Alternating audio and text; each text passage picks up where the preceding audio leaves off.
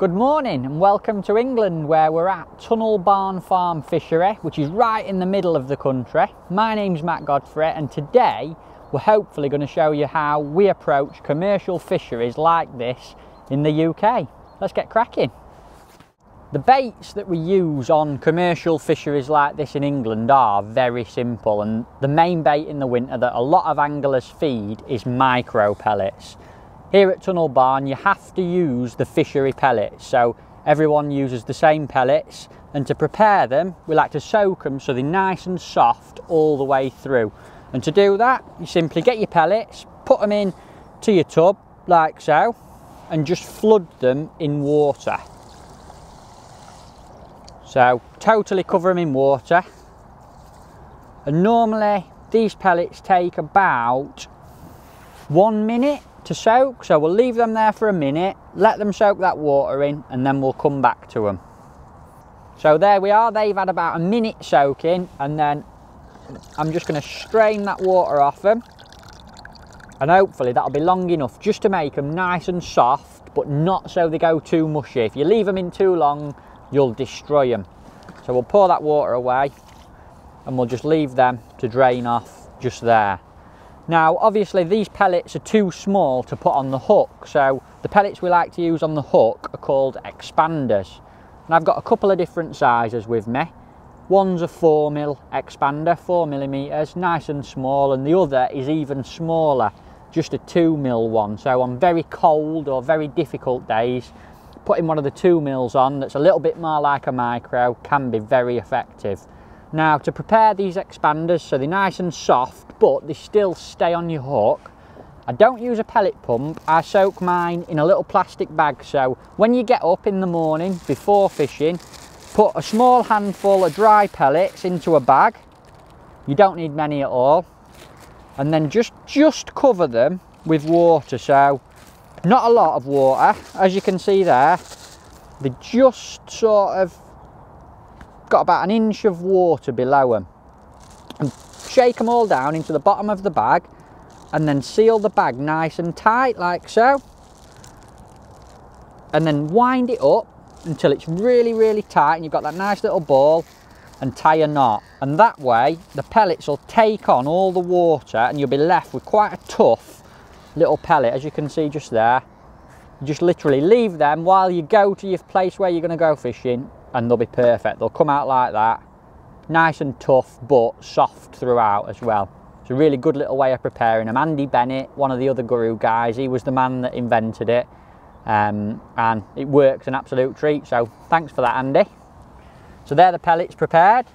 Now sometimes these pellets, when you put them in the water, they will still float on the surface. I've got a little tub of water here and all the pellets are still floating, but when you get a hook and you put the hook into the pellet, often the weight of the actual hook will help the pellet sink. So although they're floating on their own, when I put a hook into it and drop it into the tub, the pellet sinks. So you've got a nice light hook bait. If it's not sinking, put the pellet on the hook and just give it a little squeeze in the water, and that'll help it sink. So that's your hook bait to use on top of your pellets. Now sometimes the fish in these commercials, you'll start by using pellets to catch them, but then after an hour or maybe 2 hours they'll get a little bit clever and they'll think, I've wised up to that a bit, and changing what you're feeding can be very effective. So I always like to mix up a little bit of ground bait, a strong fish meal ground bait. It's quite smelly, it stinks really, and every now and again, every 3 or 4 times you ship out, try putting a little bit of ground bait in your pole pot, and often that'll bring the fish back in. The actual ground bait that I've got is the Mainline Match Method Mix. It says it's for the method feeder, but F1's and carp absolutely love it, and you don't need a lot. Half a bag is plenty for the winter time. A little bit of that. When pellets stop working, change to ground bait and you'll often catch a few more fish. The final bait that I've got with me today are maggots, good old faithful maggots. I like to try and get the freshest, biggest maggot that you can possibly get. F1's and carp seem to like a big fresh maggot. The colour of them, I don't think it really matters, to be honest, but I like to have mainly whites with just a few red ones in there as well. And we use these for throwing in down the middle of the canal. You'll see a little bit later. Hopefully we'll catch on pellets to start with and change to maggots a little bit later. And the final little bait that I've got to show you, these are my little special beauties just for the hook. We don't feed these, but they're nice and bright, same colour as my hair virtually. Look at them, they're about matching, aren't they? But sometimes putting one of them on the hook will just, the fish will see it a little bit, zoom in and grab your hook bait, especially as it's just falling through the water. So a little secret hook bait there for you, and hopefully we'll catch a few on them a bit later. So the fish that we're actually targeting in these waters are mainly F1's and carp, and they're quite heavily stocked. But even though there's a lot of fish, they can be tricky to catch, and it's important that you fish in the right part of your peg. And where you fish, whether it's the margins, the middle or the far bank, may change through the day. So you might start by fishing in the edge, then fish in the middle, then fish across, and the fish move about a lot. So you have to plumb up several different swims. So for today, the first swim that I've plumbed up is in the middle of the canal, in the very deepest water. It's about 4 feet deep, and I'll just show you where that is. This is where I like to loose feed some maggots, and the beauty about doing that is you can be quite quick. You can throw them out of your hand, just a few maggots, and throw them all the time, and you can build that swim up throughout the day and hopefully catch quite late on it. So as you can see, these lakes are quite even all the way, but the depth isn't changing at all. This is the deepest bit right in the middle. So literally 6 meters out, straight down the middle of the canal is the first swim. As you can see just there, it's nice and flat. I've plumbed up, so I'm virtually fishing dead depth. And that is the first swim, swim number 1. That's the maggot swim. So on that swim there, we're just going to loose feed maggots all day, and hopefully we'll catch on that one a little bit later. Now the second swim that I've plumbed up today is what I like to call the 3/4 swim. So we've got one in the middle, we're going to have one over the far bank, but we want one in between somewhere, and that's where this rig comes into play. And we've got the deepest water right in the middle, so this one I want just coming up the far shelf, so it's nice and flat and it'll just start to come up there, and I want it about halfway up that shelf. And as you can see, it's about just over 3 feet deep there. So this is going to be the second swim, and I'll just show you where I've plumbed this one up. Now this is a great place to start fishing at the start of a session, because a lot of the time the fish will push across and you don't want to catch them right over, you want to catch them just up that far bank shelf. So as you can see, it's quite deep in the middle. It's still quite deep, but it's starting to shelf up a little bit now.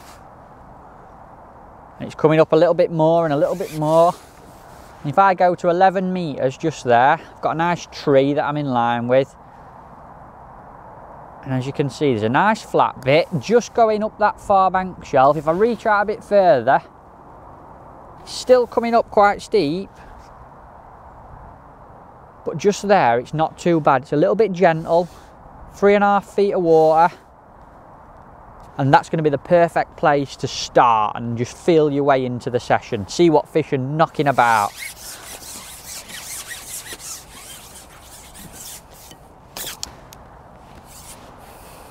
And then the final rig, or the final swim that we're going to fish today, is right far over on the far bank of the lake, and that's in the shallowest water that we're really going to find today, right tight up against these reeds. And in the winter, when these fish get cold, the water's cold, they tend to move towards these features, these reeds and things like that. So I'm going to put this swim right into them reeds. I've had a good plumb up. It's about 2.5 to 3 feet deep. And I'll just show you where I've plumbed this one up. I'm going to have to add another section. It's about 13 meters wide. And obviously you could fish straight in front of you here, but it's a bit bare. There's no features, there's no reeds on the far bank. So I like to fish against a little bit of cover where them fish might be. And as you can see, just there, right against them reeds, got a nice little bit of cover. It's a nice depth of about 2.5, 3 feet deep. And that's going to make the final swim that we're going to fish today. So there you have it, 3 different swims. One in the middle of the canal, in the deepest water, one a little bit further at 11 metres in a little bit shallower water, and one right across against the reed. So by alternating between them 3, hopefully we'll catch a nice net of fish. So on to the rigs that we use on this sort of venue in England. The first one is for fishing with maggots down the middle. And if you remember, that is actually the deepest part of the swim. That's where the water is the deepest, but the float that I'm using is the lightest out of all the rigs. And the reason for that is because that's where we loose feed in maggots, and the maggots will fall slowly through the water. So I want mine to do the same. I want my rig to sink nice and slow, so it's quite a light rig. Starting with the elastic, I've got a number 8 Jura hollow elastic, and I've got a little elastic connector bead on there. And that just helps keep the connection between the rig and the elastic very direct. The F1's give little tiny bites, and a nice direct connection is really important. The main line on the rig is 015 Engage, which is quite a durable line. It's quite strong, but what you've got to remember is it gets a lot of abrasion and a lot of wear on this sort of venue. So you want it to be nice and strong. It'll rub on the rim of your landing net, and sometimes you can catch, even in the winter, 50 or 60 kilo of fish, so you need it to be durable. The float for this rig is a 6 number 11 Mick Wilkinson wire F1 slim. A nice slim pattern float. It's got a hollow plastic bristle and a wire stem. Nice and strong as well. You can't break a Wilkie float. And as you can see, the shotting is strung out. So these are number 11 micro shot, and they're strung out all the way down the rig, about 3 inches apart. And there they are. There's 7 or 8 of them on there. Down to the hook length, little loop to loop, and a 6-inch hook length, 6 inches long, with 010 pure fluorocarbon, which is very light, but with the soft elastic you can fish light lines, catch more fish in the winter time, and you won't get broke off. So the important thing is, although it's only 010 diameter, it's matched to a very soft elastic. And finally, the hook is an F1 maggot, a size 18. They're very, very sharp, perfect for winter. Not too strong, not too thick, but you can still land some very big fish with balanced tackle on them. So that's the maggot rig. Now, the rigs for pellet fishing are both exactly the same. The only difference is the depth of water. So I'll just show you one of these. Because I'm fishing further across the lake and possibly catch an odd carp on pellets, I've opted for a heavier elastic. So that's orange hydro elastic, a little bit stronger, just through a short top kit again. The main line is the same, it's 015 Engage, nice and strong again. But you will notice that just above my float I've got 2 number 8 back shot. And the reason for that is it'll keep the rig nice and tight when I'm fishing. Like I mentioned earlier, the bites are little dinks, and by having a back shot you can keep your line above your float and just lift into them fish. They're about 4 inches above the float. The float itself is the same float again, a Mick Wilkinson wire F1 slim.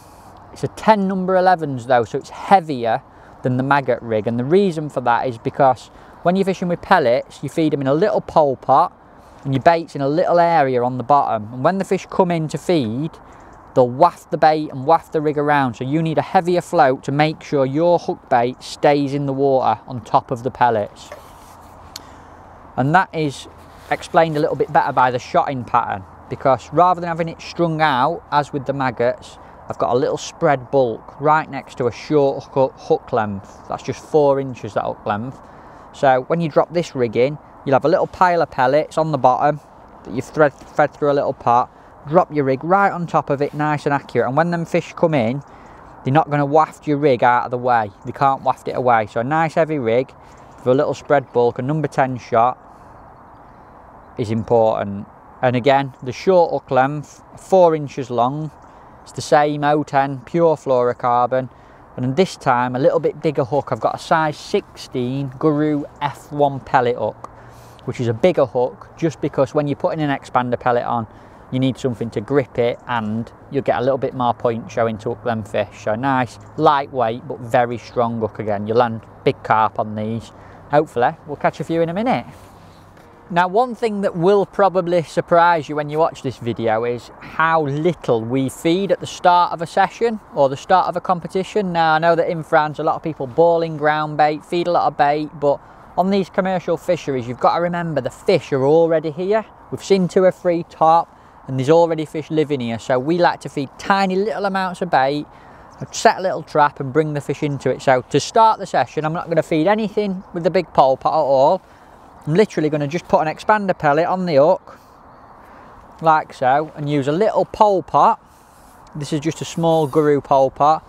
And I'm just going to fill it with just a few micro pellets to start with. And if you just push them in like so, they'll just hold in. And you can tap them on the water and they'll fall out. And that is it to start the session. I'm just going to fish one line, 3/4 of the way across, and see what's kicking about. And while I'm out there, I'll start throwing a few maggots on this shorter swim down the middle.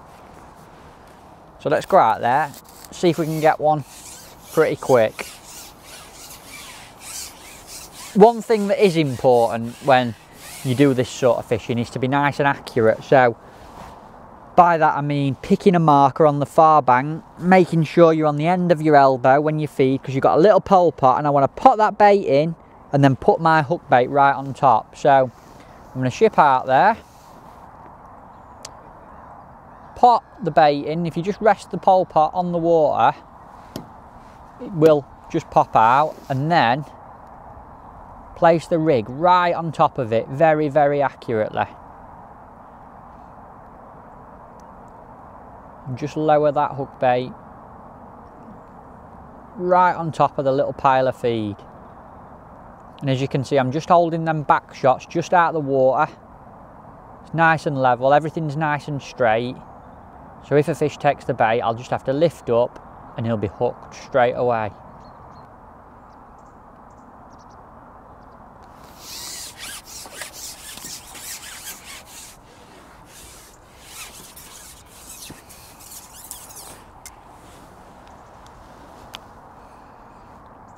So that time we went out, we missed a bite, it went under but I missed it, so same again.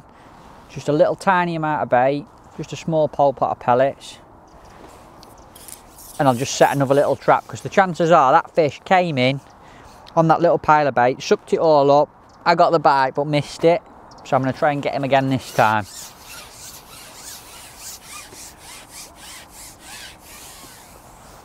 And hopefully you can see how important it is to be really, really accurate.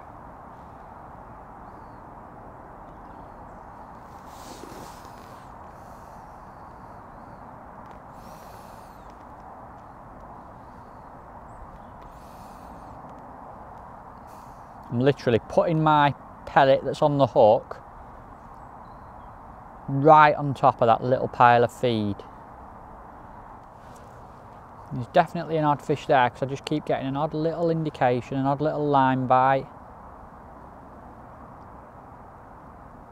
But like I mentioned earlier, sometimes you don't know where they're going to be. They could be in the middle, in the deep water, just up the shelf, or up in the shallow water, and it's just a case of working out where they are or where they want to feed.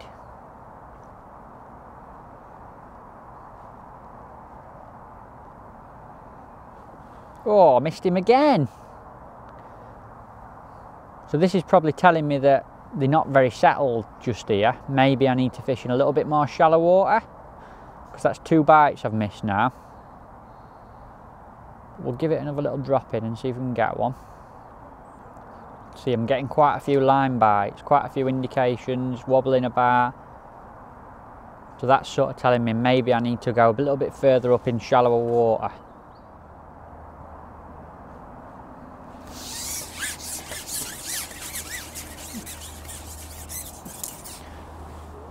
The good thing about feeding a little bit of bait is you don't get a build up on the bottom. If you have lots of bait on the bottom with these F1's, they're very difficult to catch. So by feeding with that small pole pot, you never have too much feed in the peg.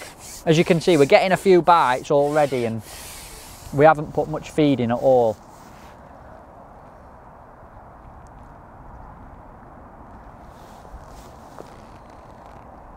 At the minute, I think maybe it's a little bit deep there because I've missed 2 or 3 bites, lots of line bites.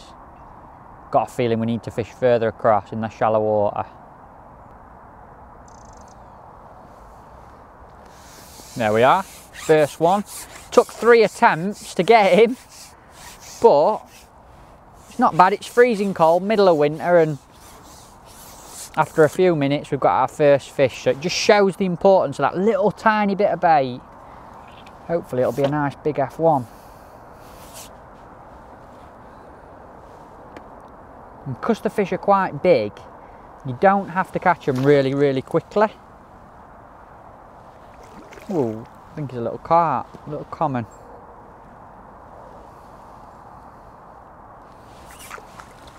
Big F1, look at him, lovely fish. There he is, nailed right in the lip.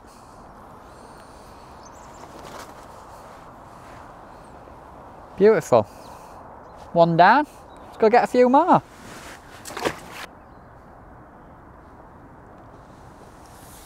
There we are. So we're catching quite a few fish now on this 3/4 line. It took a few minutes for them to arrive though. I missed them few bites, but then I've had 4 or 5 fish quite quickly, so I'm quite happy fishing in that depth of water to start with, but it doesn't necessarily mean they're going to be there all day.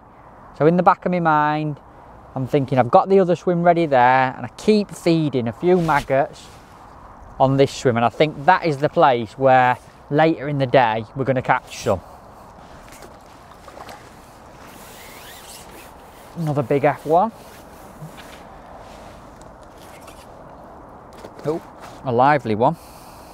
Another one. And the signs that I'm looking for to move swims, or the things I'm thinking about while I'm fishing, is, am I missing bites? Am I losing fish? And if you was hooking fish, foul hooking them in the body, or missing a lot of bites, I'd be thinking maybe that's a sign that they're coming up the shelf, giving you line bites, and you need to move across. But for the time being, I'm quite happy. I'm putting my bait in, potting the bait, putting my hook bait on top of it, and catching straight away. So I got 5 nice F1's in the net now for probably close to 5 kilo maybe. They're quite good fish, couple of pound a piece. So I'm going to stick at it. There's an odd little bubble coming up, but that don't bother me. While ever I'm getting these bites, I don't mind. Don't forget though, keep feeding this line down the middle with maggots. I've had quite a good little run of fish off this swim now, but I'm starting to miss an odd bite. I still feel like this is a nice place to fish though.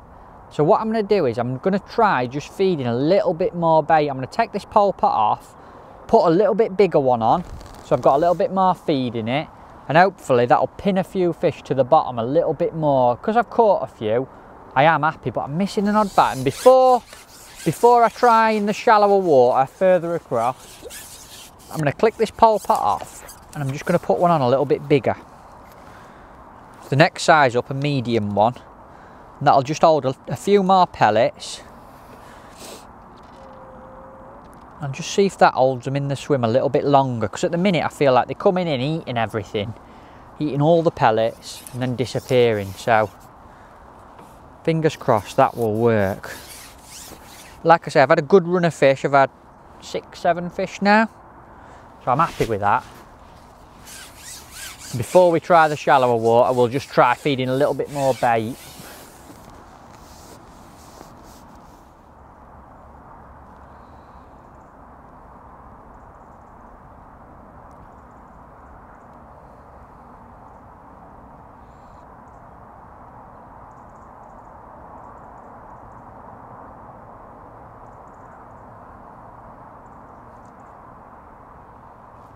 Boom, there we go. Just shows you, missing them bites, change to that bigger pot, we've got one first drop in. I think the reason is that little pot, we're just taking the fish down, but they want enough bait to keep them there long enough. So the bigger pot, a little bit more bait, they stay there a bit longer, and we've got one. Again, don't forget to keep feeding these maggots. That's where they'll be later in the day. I hope, fingers crossed.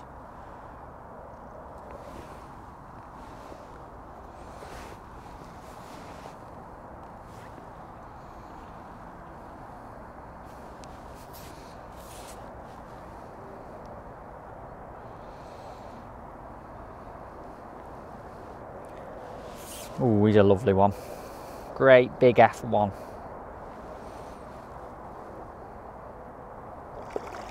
Tunnel Barn's famous for these.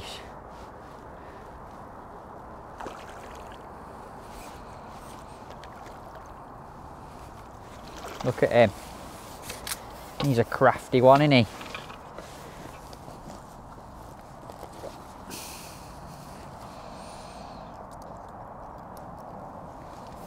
Let me just show him to you.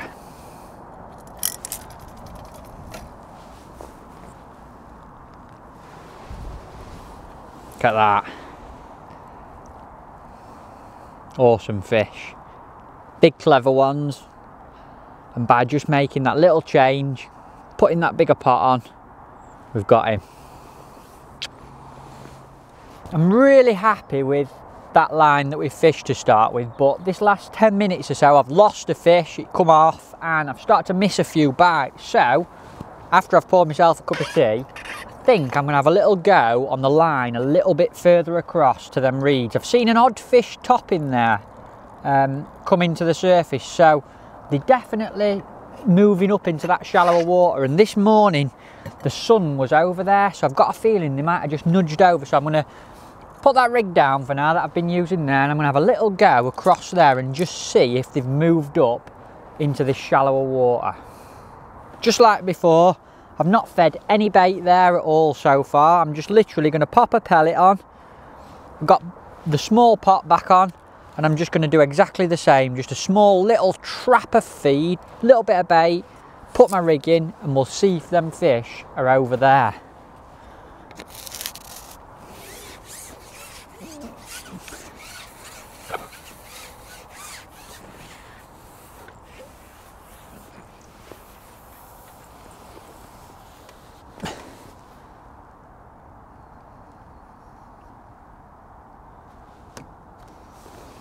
Same again, very, very careful with the feed. All in line with a little bit of mud on the far bank.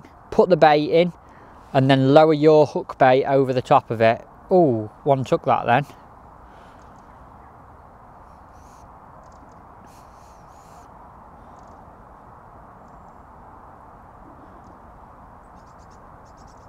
Look at that, I've got a line bite already there, one bumping into the line. So the fish are obviously there already, which is a good sign. There he is, first drop, missed a bite, and then we've got him.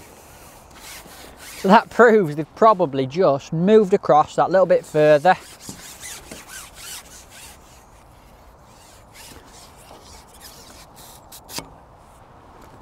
Again, don't forget these maggots. I keep saying it, but I've got a feeling we're going to really bag up on them later.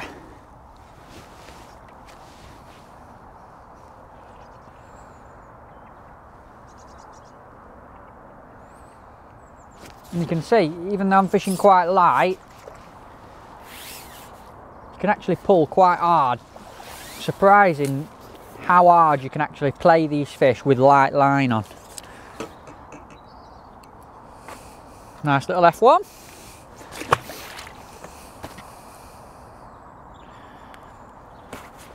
So fingers crossed, we'll catch a few just there now.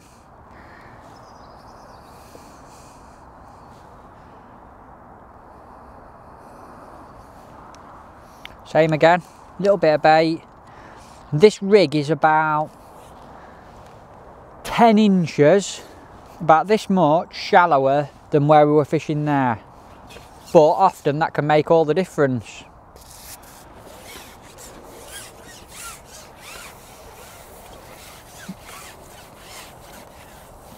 again, while I'm actually doing this, and I'll just demonstrate, when you've pressed the pellets into the pot, if you just ship out, line up with where you want to feed them, and just touch the pot on the surface of the water, the pellets will come out of the pot, as long as you don't press them in too hard. And then lift your rig all the way out and put it right where them pellets have landed. Just lower it down the same hole, so your pellets have gone down, and just lower your rig down right on top of them, very carefully, in the same place, and you'll have the perfect little trap set there. And then you can hold the rig still by using the shots above the float, the back shots that we've explained. You can hold them dead tight to your float, and if it starts to drift away, just pull it back and put it right on top of where them pellets are. Boom, got him, just like that. So that little pot of feed had gone down, put my rig on it, and we've got one.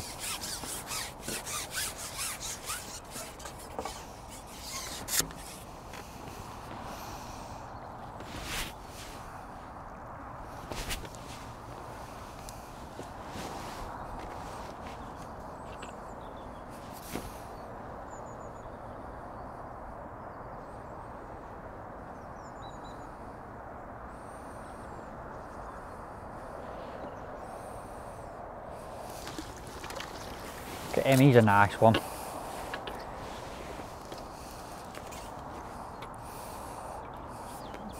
Beautiful, big golden F1.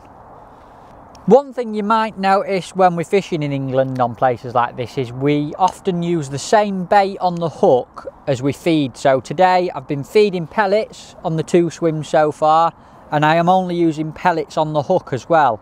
And that tends to be a very good way of fishing, a very effective way of fishing, because when these F1s and carp come into your peg, if something stands out against your feed, so if they came across some maggots in with some pellets, maybe they wouldn't eat them. Whereas if you've got a nice light pellet on the hook, it's the same as what they're eating, and you'll catch them straight away. And while we're talking about pellets, I might just show you how to actually hook them to get the best hook hold. Now, when you get a pellet, it's got a rounded edge and it's got 2 flat edges either side. A lot of people like to hook it through the flat edge, but the best way to hook it is when you've got your pellet that's round like that, is to hook it through the round bit of the pellet. So, pick a nice one out there, and as you can see, I'm going in through the round bit and just rolling it onto the hook, so the actual point of the hook comes out of the pellet, and most of the pellet is disguising the hook, so you can hardly see it, but just the point is sticking out. So when you get that little bite, that fish sucks your pellet in, you get a bite, the point of the hook's exposed to hook him. And hopefully we'll go out there and nail one straight away. Oh, Frank Wrangle.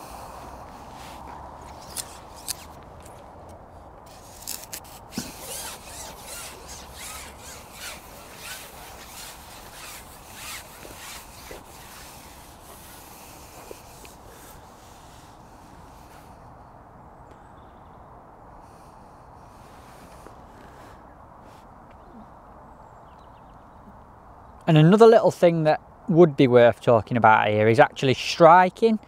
Because you've got quite a soft hook bait on with the pellet, the last thing you want to do is strike really hard. There's no need to do that at all. All you need, if you get a little bite, because you've got your line with your back shots on, all you need to do is just a little lift, maybe lift your float 6 inches or so out of the water, and that's enough to set the hook in the fish. And of course, if you miss the bite and don't get the fish, you can just drop your bait straight back in the same spot and hopefully get a second chance. If you strike too hard with a pellet, you'll pull the hook through it and you'll have to come all the way back in and start again, which is not ideal. Just like that. And when you actually hook a fish, try and keep the pole tip nice and low and just ship back nice and slowly. There's no rush. You've got a lovely soft elastic so that fish can just pull it out. Take your time with him.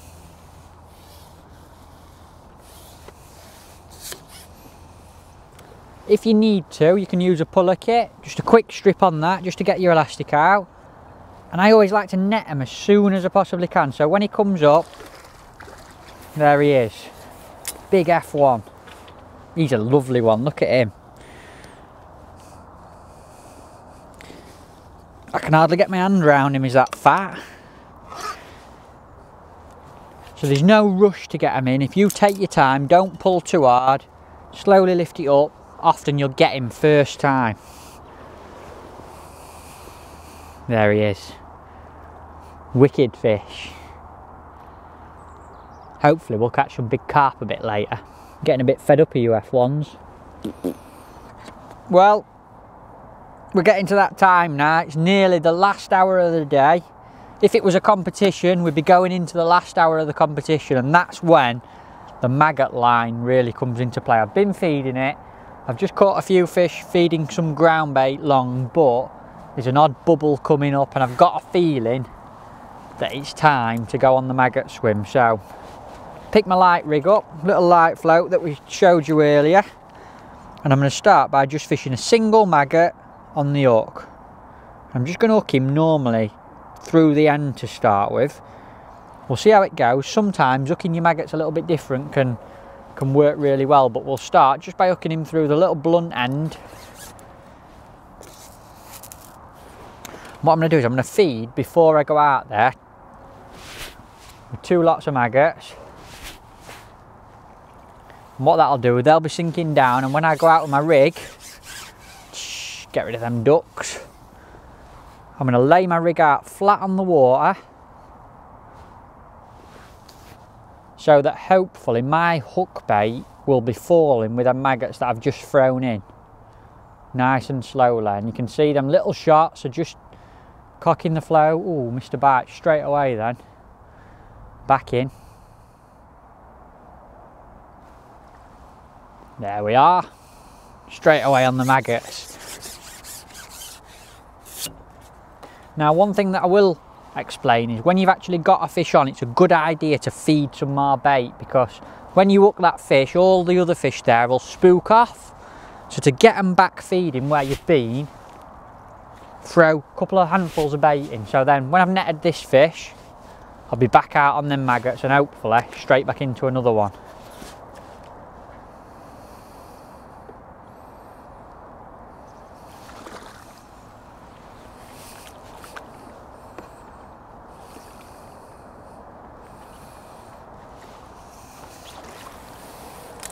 He's a golden one, look at the colour of him. Look at that. Proper Goldilocks. Lovely fish.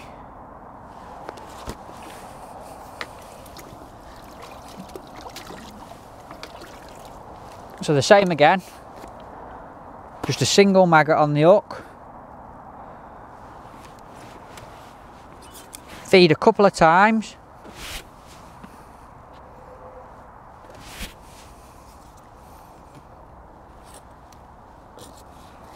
And then lay the rig out flat on the water so it comes around, settles really slowly, right on top of that loose feed.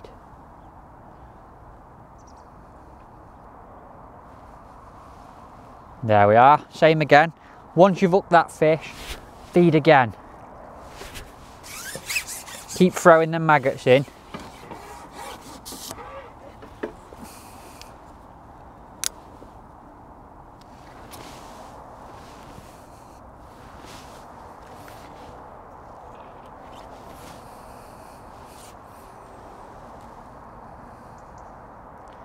Really is a good time to fish this swim, later in the day. We've fed it all day, we've been feeding it for 3 hours. And this is the time when in competitions in England you can go on it and catch really quickly for the final hour. Even in the middle of winter, they love eating maggots just as that sun goes down. A good little trick when you're fishing with maggots is to try and vary how you hook them. Now I've caught a few, it's gone a little bit quiet, but this little trick nearly always works. If you get your maggot and instead of hooking it through the top where you normally would, hook it straight through the middle, like so, as you can see just there. And the reason for that is when you throw maggots in the water, when you watch them fall, you can see they fall this way rather than that way. So when you hook the maggot through the end, it'll fall that way, whereas all the ones you're feeding fall this way. And by hooking the maggot through the side rather than the end, it'll fall exactly the same as those ones that you're feeding. And it's something, I've just tried it now and caught one straight away, and I'm sure it's not a coincidence. So see if we get another one.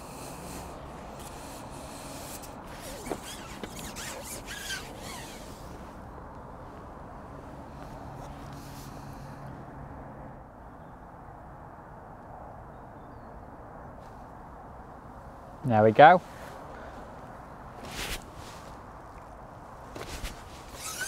No coincidence.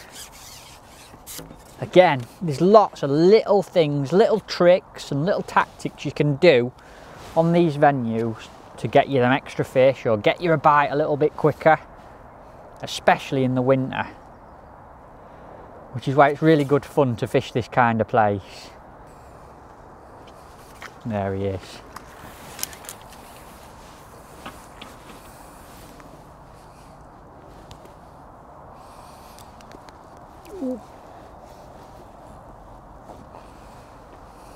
Another one. Really have settled on them maggots now. I wish it were a competition today. You might have noticed as well, I've changed to using the little secret fluoro ones on the hook. They just stand out that little bit more. If you throw some maggots in the edge, I can always see the fluoro one a lot better, and I'm sure the fish can the same, so it's definitely not a disadvantage.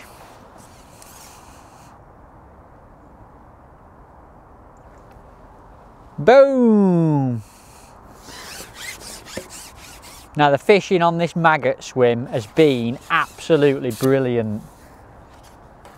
And one thing you've got to remember is, if you go on this line too early in the day, the fish won't be confident and you probably won't catch as many. So keep feeding it, and then that last hour, maybe the last 90 minutes of a session, you can go on it and you might catch 30 or 40 pound of fish, maybe 15 kilo, 20 kilo of fish in the very last hour.